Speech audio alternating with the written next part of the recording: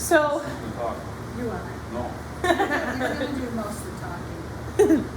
so why don't we start off with what your names are and then what your farm is and what you guys do? It's Herb and Wendy Coifer. The farm name is Sandy Ridge Farm. We have a wood-fired brick oven bakery, and we're also maple syrup producers. We do a little bit of produce in addition to all that. So when did you guys get started? And how did you get started? My son-in-law made some syrup, and it was really bad. So I started making the syrup using his equipment. That was back in 2005. Okay. And we've just grown and progressed, and we brought the oven online in 7 years ago. And we've been growing some produce along the way, so Okay. that's how the business started. I was going to say something, but I don't know what. Okay. You said it all in a nutshell. Mhm. So I know you mentioned that you worked at a bakery, so that's where you learned most of your stuff, right? I worked at a bakery in East Lansing, a family-owned store. I started there in 1985, and I retired from there in 2014.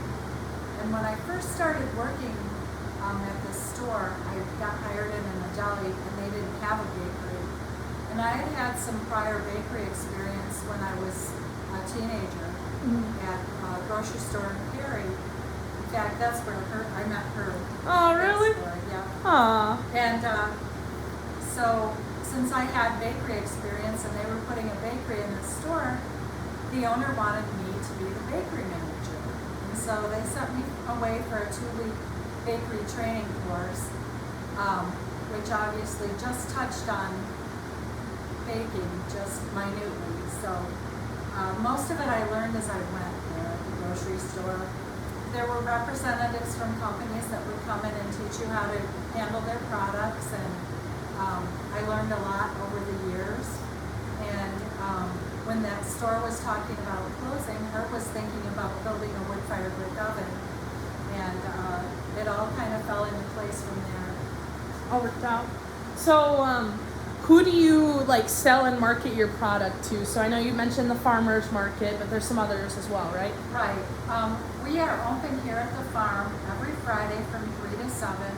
We sell fresh baked breads, English muffins, maple products, and then we sell at the Meridian Farmers Market on Saturday, May through October.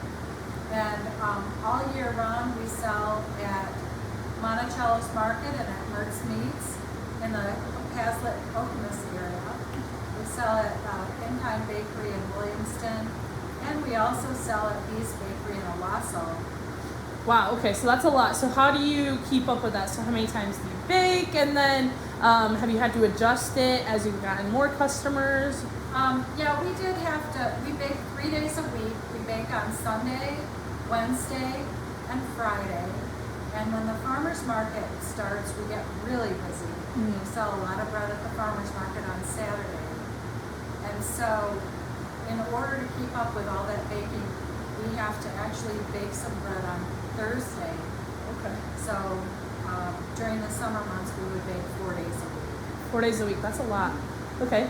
And then, so really what my film is about is how the more and more we've learned that people are starting to become curious again with how their food is grown, who makes it, and how does that all work.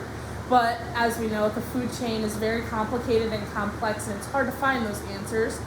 And so people, wonder why our food chain is so complex and why is it so hard to figure out how food is grown and made. And so really what I'm trying to showcase here is that it doesn't have to be that complicated if you have direct consumer to producer relationship, and that can be done through farmers markets. So do you think that it is the consumer's responsibility to know where their food comes from? And if it is, how do they find the answers, or how do they get connected? Well, I've noticed that most customers don't know what questions to ask us about how we make our bread. They really don't know where to start to find out.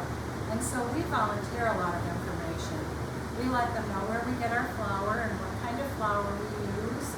We let them know when we bake. We talk about sourdough starters versus yeast products. Herb and I like to educate our customers as we go. And that helps them because you know they gotta be wondering where their food comes from. Absolutely. And even though they don't know how to ask, we like to tell them anyway. Tell them too much sometimes. Yeah, Do they seem receptive to knowing? they do. I'm surprised sometimes about some of the things that we tell them. So do they ask follow-up questions once you start? Once the conversation gets started, it can go for a long time. Yeah. So then, have you noticed between the customers that engage with you and ask these questions and you talk to them versus the ones that just come get their stuff and leave, do you notice a difference between how often they come back and, you know, they ask questions about other things besides just what you sell? Have you noticed any trends? I feel like the customers that we've taken time to educate have been the repeat customers. Mm-hmm. Yep, those are the customers that come back. They like our products. They know how it's made. They know it's fresh, and they get to know us and trust us for their food. You know. So, basically, with getting people to come to the farmers market, how did you end up going to the farmers market, and then how did you decide to stay and make it worth your time? That's a question for you. It started With the maple syrup. the maple syrup about 10 years ago. I had banner years and we had lots and lots of product. I was trying to find a method of retailing it, and at that time Meridian Township was in the winter session at the Meridian Mall. So we got in on the winter session and worked through the winter, and then we made application to the spring-summer sessions and was accepted at that point. We started originally with maple syrup, we added produce, and then we finally added the breads. And now it's more breads than anything else. Breads are 75% of our sales, and syrup's 25%. Well, the produce is incidental. Okay. So you have to apply to be able to go to this farmers market. Correct. Is that a hard process? Like, let's say I wanted to start selling at the farmers market. It's quite involved. Is it? Yeah. Do you think it deters some people? Yes. For a fact it does. Yes, it does. The current farmers market application for Meridian is almost like filling out my tax form. Really? Yes. But it's not to really deter people, it's to bring transparency forward. And that's what it's about, is being transparent to the customers. So when you walk into the market, you feel confident with what you're buying, that person is the producer or the baker or the grower, and not purchased somewhere else and just retailed again or wholesaled. So the applications are very intensive, and so does the Meridian have like a board that is in charge of the Yes, they do. applications? Yes, they do. And the market manager does most of the work, but there is an advisory board that goes through that, sets up the rules, and then makes sure things are working correctly.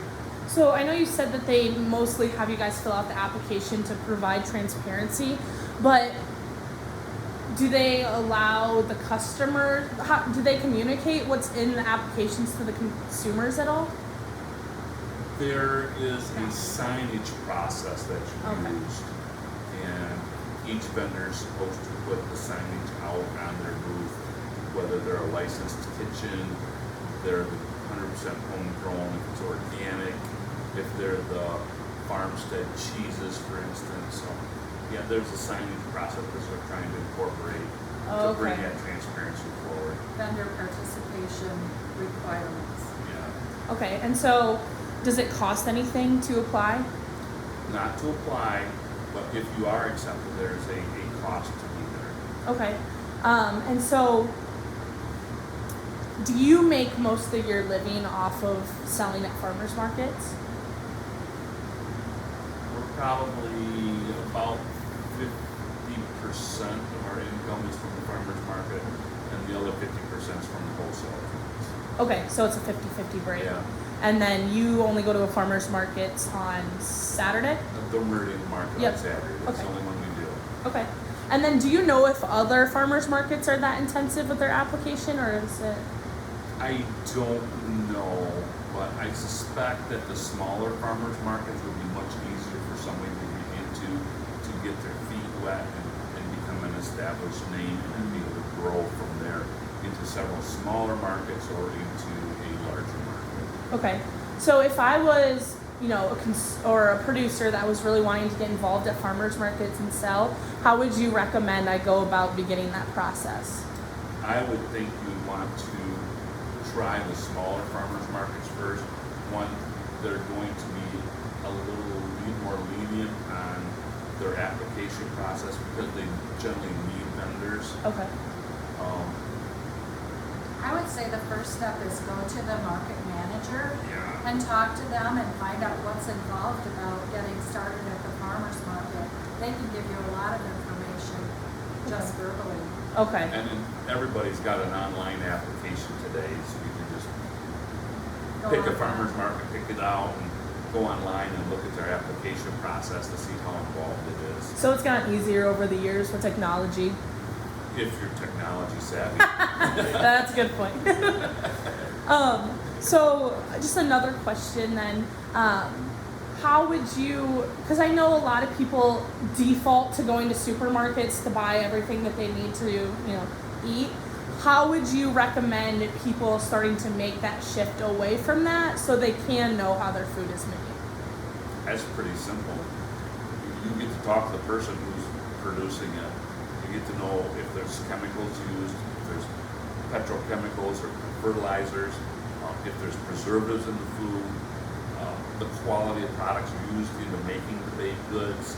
It's all right there. Mm-hmm. And conversation with the producer, the baker, the grower is your answer. Mm-hmm. You can go to Myers or Kroger and you can ask the guy working there in the produce department. He's not going to know anything other than the box that came in that says country of origin on it. Mm-hmm. So I know we talked about how you ran kind of an experiment with the buns.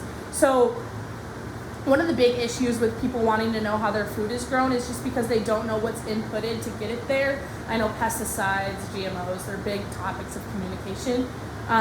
So can you talk about the experiment you ran and what you kind of found with that?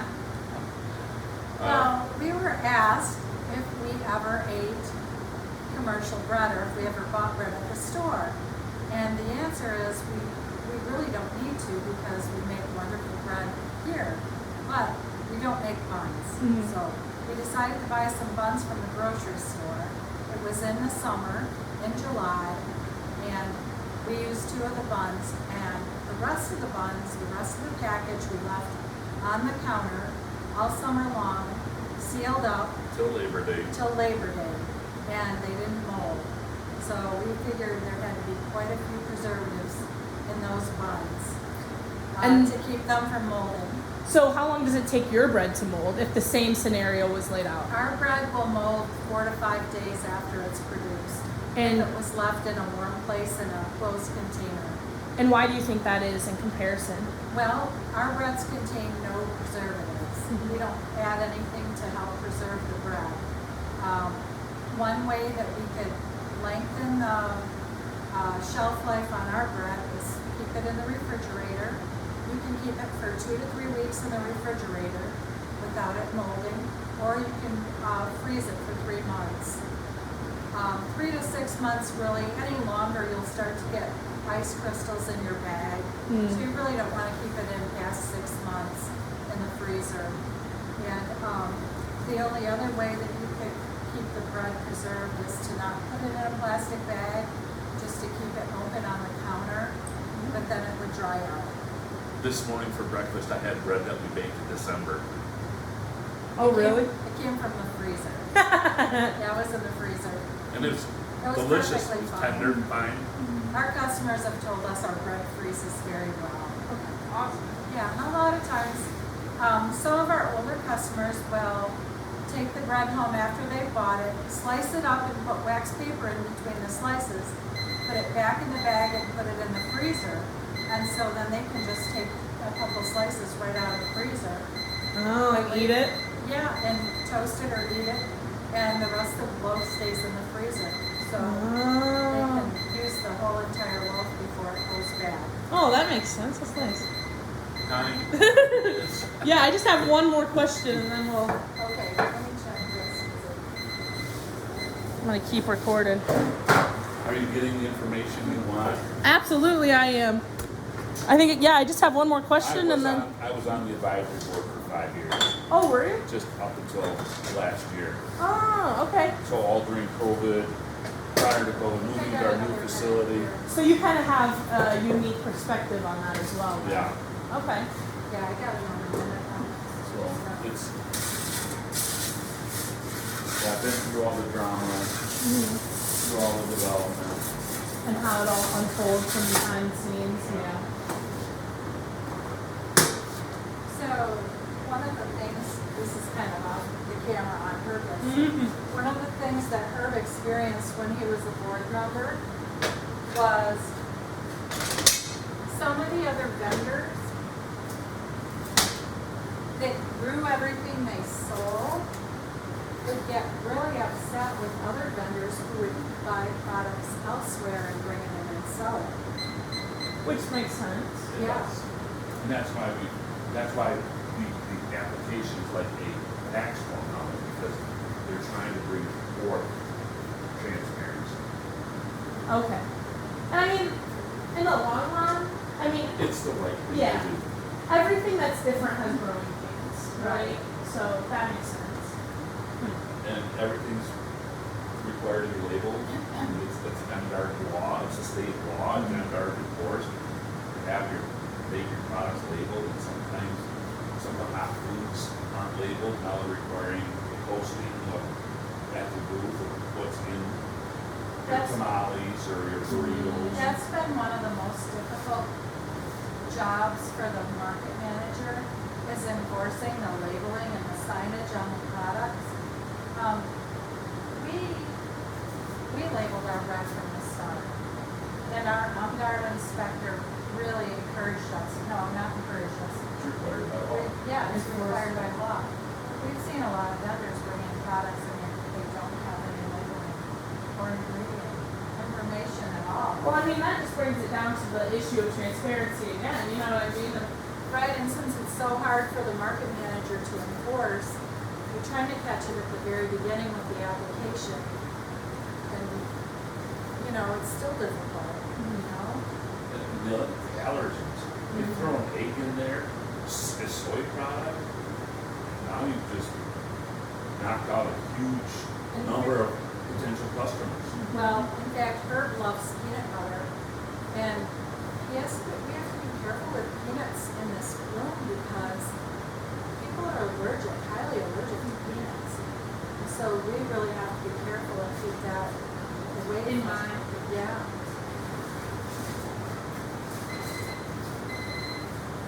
Yeah, I was not kidding about that drug I take this.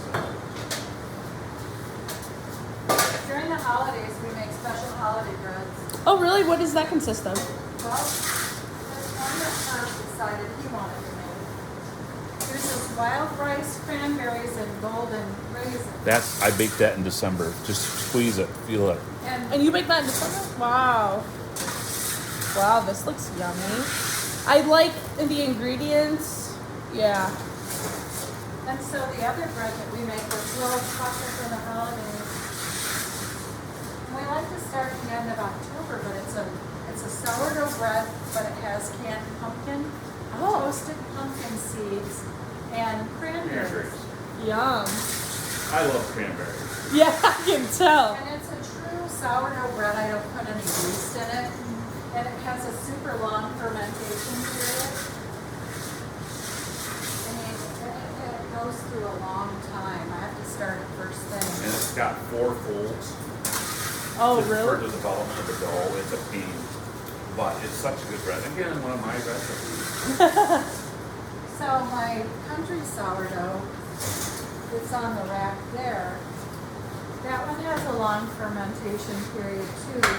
And when I mix the dough in the mixer there, I have to take it out and then I use these totes underneath here to keep the dough in. Oh, okay. And the country sourdough requires 3 folds 45 minutes apart. So after 45 minutes, I dump the bread out on the bench without the tablecloth.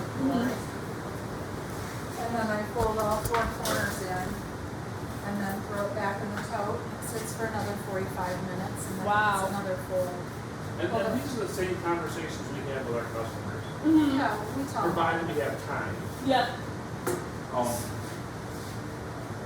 it's a- Sometimes at our booth, it's very, Crazy. very scary. Yeah. It's 10 people deep for 2 hours. Oh wow. The 2 of us waiting on customers. So we're done baking now, and before you put the door on, let's see what our temperature is.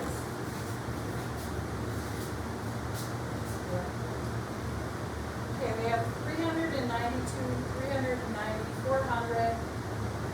Wow. So, you know, We lost 100 degrees.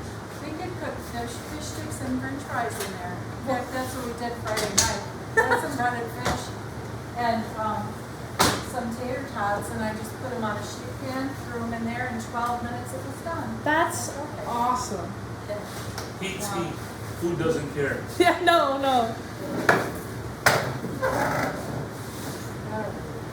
Alrighty, so for my last question then is how would you, first recommend consumers wanting to know where their food comes from and get involved in the food chain, how would you suggest to them to just get started? Well, why not come to the farmer's market? There you go, I yeah. mean, that's kind of a no-brainer. But what we found out was, well, especially during the pandemic, people were limited where they could go. And our farmer's market is in a big open area.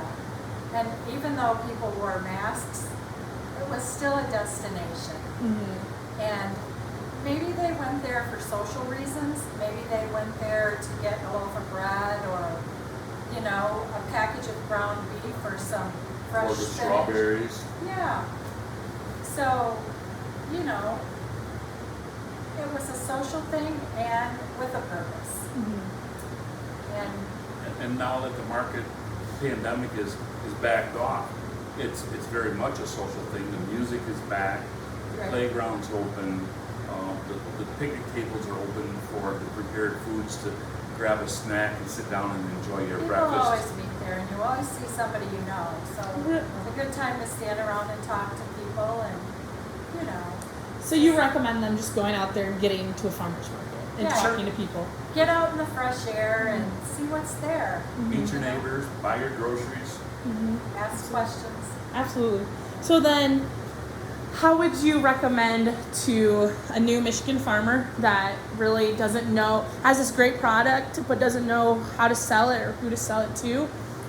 Who would you recommend for them to reach out to or connect with to kind of get started on selling to, regular consumers? Well, other potential vendors have talked to us at our booth, and they've asked a few questions. They don't always know what to ask, but we'll tell them whatever they want to know. We'd like to see more people get involved in selling at the farmers market. And the market we sell at sells a lot of different things, just a diverse amount of items. Hot sauces, fresh fish, frozen meat, bakery products, coffee, a knife sharpener, all the produce.